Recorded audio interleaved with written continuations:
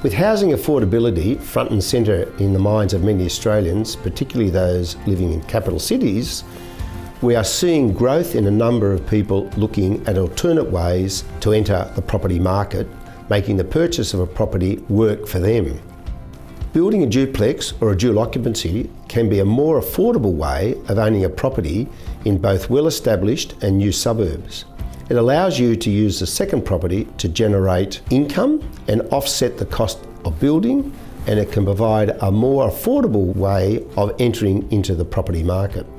However, whilst it sounds ideal, building a dual occupancy property can present a unique set of issues given the different regulations involved.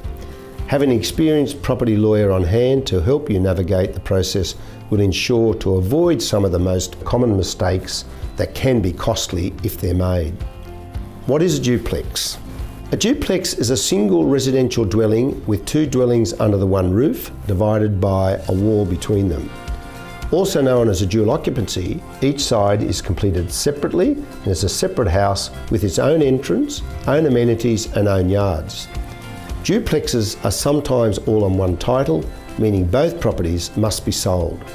The optimum position, however, is for the duplexes to be divided into two separate titles, which means each house can be sold separately and for better financial outcomes and greater flexibility. Why build a duplex? Building a duplex can be a good option for a number of reasons. Some of the reasons that you might consider include it can accommodate multi-generational livings. For example, your older parents can live in one dwelling and a child can live in the other. This allows each family to live separately, but the child is on hand to look after the parents as they age. The child can also get the benefit of a capital gains when the properties are sold at a later date. It can help families who pool their resources to move up the property ladder and live where they want to live. Once finished, the duplexes can be divided so each party owns one of the properties. Normally, there is no stamp duty or taxes involved in properties when they are divided at this stage. It can be a good investment to build two dwellings, live in one and lease the other or sell the other. But things to consider and potential issues: duplexes generally require larger, wider, dual frontage blocks as well as appropriate zoning to subdivide the property into two separate titles at a later date. Given the size of the land, the zoning, the kind of blocks that are suitable often are more expensive and command a premium because you are often competing with developers. You can also need to consider the additional costs associated with the development application, like extra bank fees, holding costs, and the demolition of the old dwelling, as well as the length of time to complete the process. Getting the right approvals, ticking all the boxes is critical. You may need to make sure that you work with lawyers, builders, and lenders to understand the process. What is the process of building a duplex?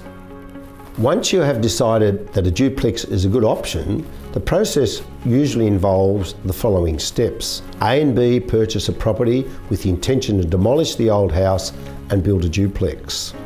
The purchase of the property would be A and B as tenants in common and equal shares, so they own the property equally together.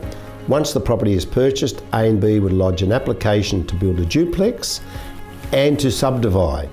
It is important the application include the second process, namely to subdivide, so there is no need for the duplex to be constructed and to lodge any further applications regarding the subdivision. The duplex is constructed by a licensed builder as required by the laws of New South Wales currently. Usually there is a mortgage, so completion of the application must be made to the bank to allow the subdivision to be registered and a petition to occur.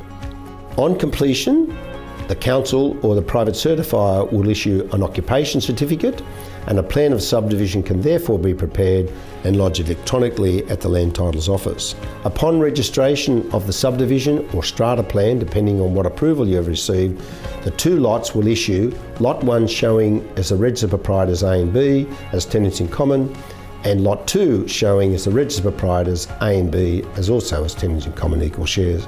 At that stage, a valuation is required to be obtained for stamp duties purposes, but let's for this exercise assume that both duplexes are of equal value. A petition and transfers are prepared for the two lots, for Lot 1 to be transferred into A's name and Lot 2 to be transferred into B's name. As each property is not of equal value, there is no stamp duty on the transfers under the current law. The bank will produce the old titles to allow the transfers to be registered, and a new mortgage will be required for the separate lots between A and B. New titles will issuing Lot 1 in A's name and Lot 2 in B's name.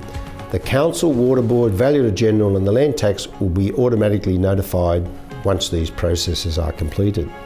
The process of building a dual occupancy can be a complicated, time-consuming and costly matter. An experienced property lawyer can guide you through this process step by step, ensuring everything runs as smoothly as possible from a legal perspective.